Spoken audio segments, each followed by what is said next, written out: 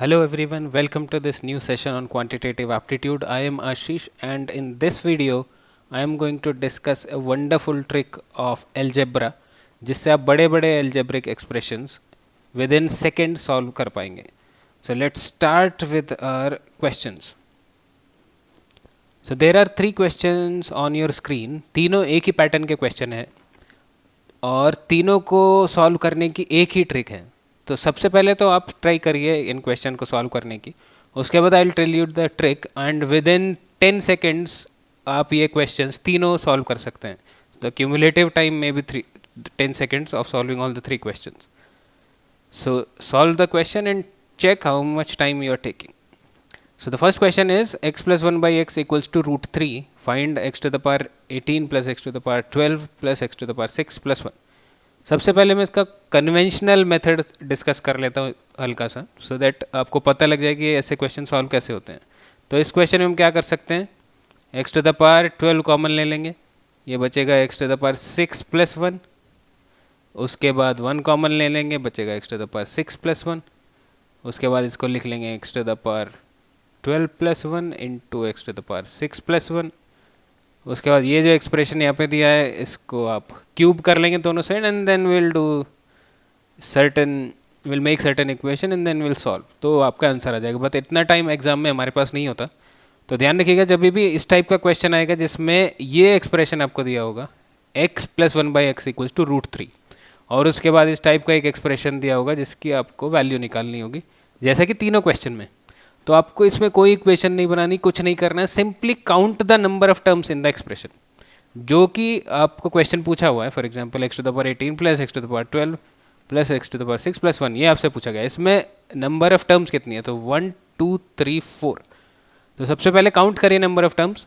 If this is even then the answer to this expression will always be 0, and if this is odd the answer to this expression will always be 1.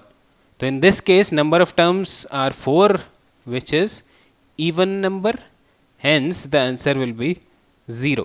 So ऐसे question अगर exam में आ जाता है तो आपको कुछ नहीं करना, नंबर ऑफ टर्म्स काउंट करिए और आंसर मार्क कर दीजिए rather than framing the equations. Similarly second और थर्ड तो आप सॉल्व कर ही लेंगे. अब सेकंड वाले क्वेश्चन में भी ये दिया हुआ है x plus 1 by x equals to root 3. उसके बाद ये एक्सप्रेशन है, इसमें काउंट कर लीजिए 1 2 3 4 5 6 7. तो 7 टर्म्स है, दैट मीन्स ऑड नंबर है, तो आंसर विल बी 1. तो दूसरे का आंसर आ जाएगा 1. सिमिलरली तीसरा क्वेश्चन, इसको भी अगर आप सिंप्लीफाई करेंगे तो यही आएगा x plus 1 by x equals to root 3, क्योंकि इधर स्क्वायर है. अब फिर से नंबर ऑफ टर्म्स काउंट कर लीजिए 1 2 3 4 5 6 7 8. Number of terms are 8 which is even number, so the answer would be 0. तो ऐसे क्वेश्चन में जहाँ भी x plus 1 by x equals to root 3 दिया हुआ है और आपसे एक एक्सप्रेशन की वैल्यू पूछी गई है, सिर्फ उस एक्सप्रेशन में नंबर ऑफ टर्म्स काउंट करिए, एंड अगर वो इवन है तो 0 आ जाएगा, ऑड है तो 1 आ जाएगा. आंसर मार्क करिए and you will get full marks.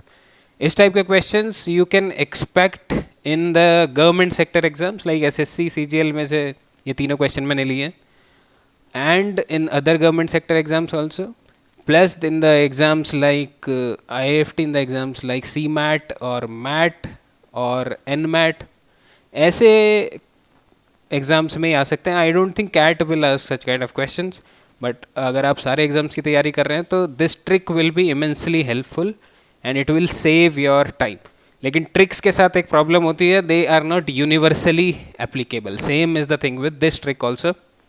जहाँ भी x plus 1 by x equals to root 3 होगा एग्जैक्टली ये स्टेटमेंट, वहीं ये ट्रिक काम करेगी, उसके अलावा नहीं करेगी. So I hope you enjoyed the trick. अगर आप चाहते हैं कि ऐसी वीडियोस और मैं लेके आऊँ जिसमें ऐसे ही अलग अलग शॉर्टकट्स डिस्कस हों, तो प्लीज़ कमेंट सेक्शन में मुझे बताइएगा. Will work upon this. So will again meet with some new topic. Till then keep learning.